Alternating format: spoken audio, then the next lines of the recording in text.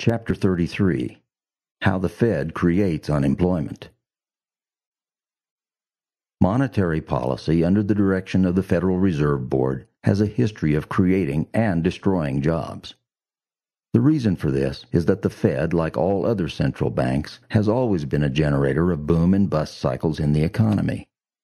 Why this is so is explained in three classic treatises in Austrian economics: The Theory of Money and Credit by Ludwig von Mises, Monetary Theory and the Trade Cycle by F.A. Hayek, and Prices and Production by Hayek. Murray Rothbard's America's Great Depression also contains a lucid exposition of the Austrian business cycle theory. Hayek was awarded the Nobel Prize in Economics in 1974 for this work, among other things.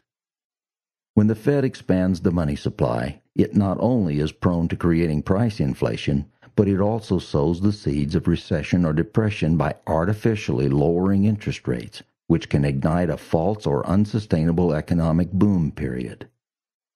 Lower interest rates induce people to consume more and save less, but increased savings and the subsequent business investment that it finances is what fuels economic growth and job creation.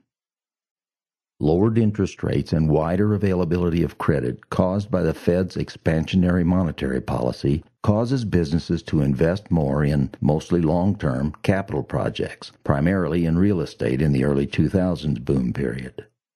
There is an accompanying expansion of employment in those industries, but since the lower interest rates are caused by the Fed's expansion of the money supply and not an increase in savings by the public, that is, in the free market, businesses that have invested in long-term capital projects eventually discover that there is not enough consumer demand to justify their investments. The reduced savings in the past means that consumer demand is weaker in the future. This is when the bust occurs.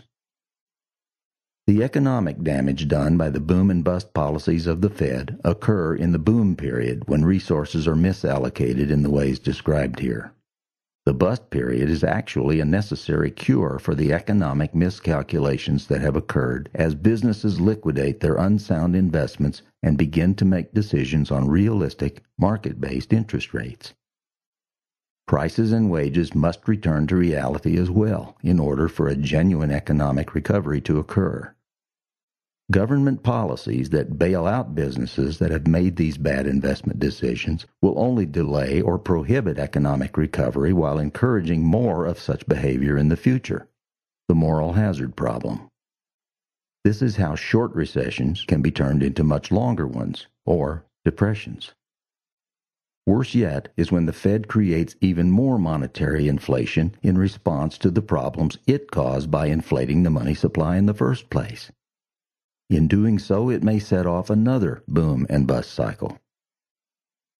It is obvious that the artificially low interest rates that were the official policy of the Greenspan Fed, beginning in 2000, created an unsustainable boom in the housing market.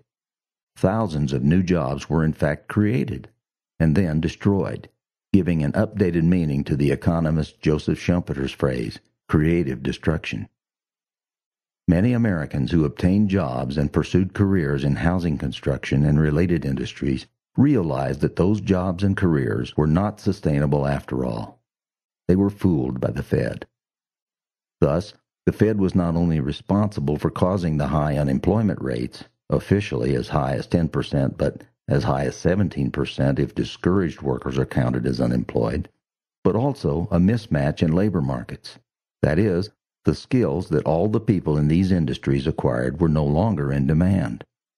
They lost their jobs and were forced to retool and re-educate themselves or languish in unemployment or on welfare. The Fed has been generating boom and bust cycles from its inception in 1914. Total bank deposits more than doubled from 1914 to 1920, thanks mostly to the Fed's financing of U.S. participation in World War I. And created a false boom that turned into a bust with the Depression of 1920, where GDP fell by 24% from 1920 to 1921, and the number of unemployed Americans more than doubled, from 2.1 million to 4.9 million, as documented by Richard Vedder and Lowell Galloway in their book, Out of Work. This was a more severe depression than the first year of the Great Depression a decade later. Murray Rothbard demonstrated in his book, America's Great Depression, that it was not restrictive monetary policy from 1929 to 1932 that fueled the Great Depression, as Milton Friedman and Anna Schwartz argued in their treatise, A Monetary History of the United States.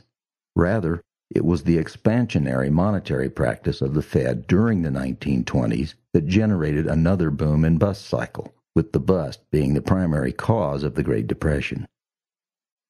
Giving the Fed the responsibility of maintaining low unemployment makes as much sense as giving arsonists the responsibility of fighting and building house fires.